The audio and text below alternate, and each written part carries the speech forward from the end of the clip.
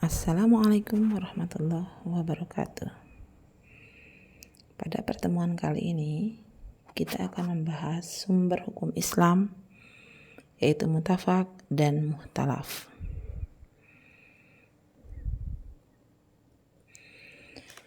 Yang perlu diketahui dulu, kita mulai dari sumber hukum Islam. Sumber hukum Islam yaitu landasan utama yang menjadi pedoman umat muslim dalam menjalani kehidupan sesuai dengan ajaran agama. Sumber-sumber ini meliputi berbagai bentuk petunjuk yang berasal dari Allah dan Rasul-Nya, serta hasil ijtihad para ulama. Sumber hukum Islam terbagi menjadi dua kategori utama, yaitu sumber yang disepakati atau mutafaq dan sumber yang diperselisihkan atau muhtalaf. Pentingnya memahami sumber hukum yang disepakati dan diperselisihkan, yang pertama itu berupa konsistensi dan praktik keagamaan. Yang kedua adalah fleksibilitas dan adaptasi. Yang ketiga yaitu berupa pemahaman mendalam tentang hukum Islam. Yang keempat, mengembangkan ilmu fikih. Dan yang kelima adalah kepastian hukum.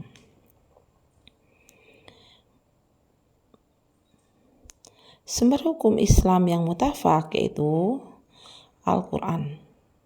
Al-Quran di sini adalah berupa kitab suci umat Islam. Quran merupakan kitab suci bagi umat Islam yang diyakini sebagai wahyu Allah langsung kepada Nabi Muhammad SAW melalui malaikat Jibril. Sumber utama ajaran dan hukum Islam yaitu sebagai sumber utamanya yang berupa Al-Quran, berisi petunjuk lengkap tentang keimanan, ibadah, hukum, dan akhlak. Setiap aspek kehidupan orang muslim dapat ditemukan panduan dalam Al-Quran, baik yang berkaitan dengan hubungan manusia dengan Tuhan, dengan sesama manusia, maupun dengan alam semesta. Al-Quran tidak hanya menjadi pedoman dalam kehidupan beragama, tetapi juga menjadi dasar dalam pembentukan hukum-hukum Islam yang dikenal dengan syariat. Setiap hukum Islam, baik yang berkaitan dengan ibadah maupun muamalah, harus berlandaskan pada Al-Quran.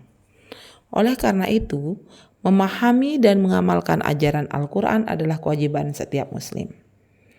Bagian ini menjadi dasar yang tidak dapat diubah dan merupakan titik rujukan pertama dalam segala permasalahan hukum dalam Islam. Mari kita lanjutkan dengan sumber hukum Islam yang disepakati lainnya, yaitu berupa hadis. Hadis di sini adalah kumpulan sabda, perbuatan, dan persetujuan Nabi Muhammad SAW yang menjadi pedoman bagi umat Islam. Hadis berfungsi sebagai penjelasan dan penjabaran lebih lanjut dari ajaran yang terkandung dalam Al-Quran. Sumber kedua setelah Al-Quran ya jelas hadis. Hadis di sini sumber hukum Islam kedua yang paling penting setelah Al-Quran. Keduanya saling melengkapi, di mana Al-Quran memberikan hukum yang umum dan hadis memberikan penjelasan lebih rinci. Sumber hukum Islam yang mutafaq yang berikutnya adalah ijma. Ijma di sini adalah konsensus atau kesepakatan para ulama mengenai suatu masalah hukum setelah wafatnya Nabi Muhammad SAW. Ijma menjadi sumber hukum ketika tidak ada penjelasan langsung dari Al-Quran dan hadis mengenai suatu isu. Peran ijma yaitu sebagai sumber hukum ketiga. Ijma membantu menegakkan hukum-hukum yang belum dijelaskan secara rinci dalam Al-Quran dan hadis, serta memberikan solusi untuk masalah-masalah kontemporer yang muncul.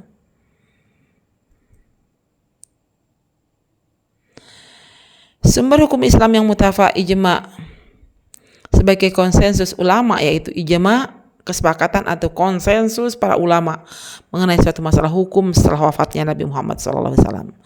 Ijma menjadi penting karena para ulama dianggap sebagai pewaris ilmu Nabi dan memiliki otoritas untuk menetapkan hukum dan masalah-masalah yang tidak secara eksplisit disebutkan dalam Al-Quran dan hadis.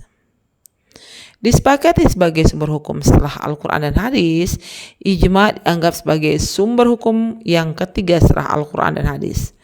Ketika tidak ada penjelasan langsung dari Al-Quran dan hadis mengenai suatu masalah, Ijma digunakan untuk memberikan solusi yang berdasarkan kesepakatan para ahli agama. Ijma membantu memastikan bahwa hukum Islam tetap relevan dan dapat diterapkan dalam berbagai konteks yang mungkin tidak ada pada zaman Nabi. Sebagai contoh, banyak aspek kehidupan modern yang memerlukan penetapan hukum baru, dan ijma memberikan mekanisme untuk menanganinya dengan mempertimbangkan pandangan kolektif ulama. Sumber hukum Islam mutafak yang berikutnya adalah qiyas. Qiyas di sini sebagai analogi hukum. Qiyas yaitu metode penetapan hukum yang menggunakan analogi. Analogi dalam praktiknya, qiyas membandingkan suatu kasus baru yang belum ada hukumnya dengan kasus serupa yang telah ada hukumnya, dengan tujuan untuk menetapkan hukum bagi kasus baru tersebut.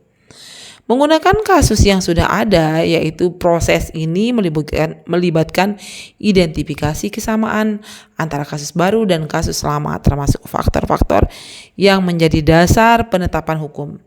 Contoh, hukum haramnya hamar. Minuman keras karena menyebabkan mabuk dapat digunakan sebagai dasar untuk menetapkan hukum haram bagi narkotika yang juga menyebabkan mabuk. Qiyas memberikan fleksibilitas dalam penetapan hukum Islam, memungkinkan ulama untuk mengatasi berbagai isu kontemporer dengan tetap berpihak pada prinsip-prinsip syariah yang ada. Ini membantu memastikan bahwa hukum Islam tetap relevan dan aplikatif di berbagai zaman dan tempat. Sumber hukum Islam yang berikutnya itu istihsan. Di sini istihsan adalah metode penetapan hukum yang memberikan preferensi pada solusi tertentu karena dianggap lebih baik atau lebih sesuai dengan prinsip-prinsip kemaslahatan. Istihsan digunakan untuk menetapkan hukum dalam situasi-situasi di mana penerapan hukum yang sudah ada dianggap kurang tepat atau tidak membawa kemaslahatan. Memilih solusi yang lebih baik dalam istihsan, ulama memberikan solusi hukum yang lebih baik dari beberapa alternatif yang ada. Misalnya, jika ada dua solusi hukum yang mungkin diterapkan dalam sebuah kasus dan salah satu solusi lebih membawa manfaat dan mengurangi kerugian, maka solusi itu yang dipilih. Istihsan memberikan fleksibilitas dalam penetapan hukum Islam, memungkinkan para ulama untuk mengadaptasi hukum sesuai dengan konteks zaman dan situasi spesifik. Dengan tetap mempertahankan nilai-nilai dasar syariah, ini membantu memastikan bahwa hukum Islam dapat diterapkan dengan cara yang lebih adil dan bijaksana. Untuk hukum Islam yang berikutnya yaitu maslahah mursalah. Di sini maksudnya adalah metode penetapan hukum yang didasarkan pada kemaslahatan umum atau kepentingan masyarakat. Ini berarti bahwa hukum ditetapkan dengan tujuan mencapai manfaat terbesar bagi masyarakat dan menghindari kerugian. Dalam maslahah mursalah, jika suatu hal membawa manfaat dan jelas tidak ada dalil yang melarangnya, maka hal tersebut dapat dianggap sah dalam hukum Islam. Sebaliknya, jika suatu yang membawa kerugian dan tidak ada dalil yang secara eksplisit membolehkannya, maka hal tersebut dapat dilarang. Maslahah mursalah sendiri memberikan fleksibilitas yang signifikan dalam penetapan hukum, memungkinkan para ulama untuk mempertimbangkan konteks sosial dalam kebutuhan masyarakat saat ini. Dengan demikian, hukum Islam dapat terus relevan dan memberikan manfaat bagi umat. Hukum Islam yang muhtalab berikutnya adalah urf, yaitu adat kebiasaan. Urf di sini adalah adat atau kebiasaan yang berlaku di suatu masyarakat dan diakui oleh hukum Islam sebagai selama tidak bertentangan prinsip-prinsip syariah. Urf sendiri mencakup tradisi, perilaku, dan praktik yang lazim dilakukan oleh masyarakat setempat. Dalam penetapan hukum, ulama sering mempertimbangkan urf sebagai faktor penting. Jika suatu praktik atau kebiasaan memberikan manfaat dan tidak bertentangan dengan ajaran Islam, maka praktik tersebut dapat dijadikan dasar hukum. Misalnya dalam urusan jual beli, kontrak, dan pernikahan. Urf sendiri digunakan untuk menetapkan ketentuan yang lebih sesuai dengan kebiasaan lokal. Urf memungkinkan hukum Islam untuk lebih fleksibel dan responsif terhadap kebutuhan dan kondisi masyarakat setempat, sehingga hukum yang ditetapkan menjadi lebih relevan dan dapat diterima oleh masyarakat. Hukum Islam yang mukhtalaf berikutnya adalah istishab. Istishab sendiri adalah prinsip hukum yang mengasumsikan bahwa keadaan atau hukum yang ada tetap berlaku sampai ada bukti yang mengubahnya. Ini adalah prinsip mempertahankan status quo hukum sampai ada bukti yang jelas untuk perubahan. Dalam praktiknya, jika ada keraguan dan ketidakpastian mengenai hukum yang sudah ada akan terus berlaku sampai ada dalil atau bukti yang kuat untuk mengubahnya. Sebagai contoh, jika seorang dianggap suci atau dalam keadaan tertentu, status tersebut akan tetap dianggap. Demikian sampai terbukti sebaliknya. Istishab memberikan stabilitas dan kepastian dalam hukum Islam dengan menjaga agar tidak ada perubahan hukum tanpa alasan yang kuat dan jelas. Ini membantu mencegah keraguan dan kekacauan dalam penerapan hukum sehari-hari. Sumber hukum Islam yang berikutnya adalah Sa'ad Zara'i, yaitu metode penetapan hukum yang bertujuan untuk mencegah sesuatu yang dapat membawa kerusakan atau keburukan. Secara harfiah, Sa'ad al-Zara'i berarti menutup jalan, yang dalam konteks hukum berarti mencegah tindakan atau situasi yang dapat mengarah pada perbuatan yang larang atau berbahaya. Contohnya, meskipun jual beli pada dasarnya adalah halal, jual beli yang dilakukan pada saat sholat Jumat dapat dilarang atau haram. Untuk mencegah umat muslim dari meninggalkan kewajiban sholat Jumat. Ini adalah penerapan konsep Sa'ad al-Zara'i, di mana tindakan yang bisa mengarah pada sesuatu yang dilarang diantisipasi dan dihentikan. Sa'ad al-Zara'i memungkinkan hukum Islam untuk secara proaktif mencegah perbuatan yang dapat membawa dampak negatif bagi individu atau masyarakat dengan menetapkan batasan yang memastikan perlindungan dan kemaslahatan. Dari penjelasan yang tadi, maka dapat ditarik kesimpulan berupa memahami sumber hukum Islam yang disepakati, yaitu mutafak dan diperselisihkan atau mukhtalaf, adalah sangat penting karena masing-masing memberikan kerangka yang komprehensif dan fleksibel untuk kehidupan sehari-hari umat Islam.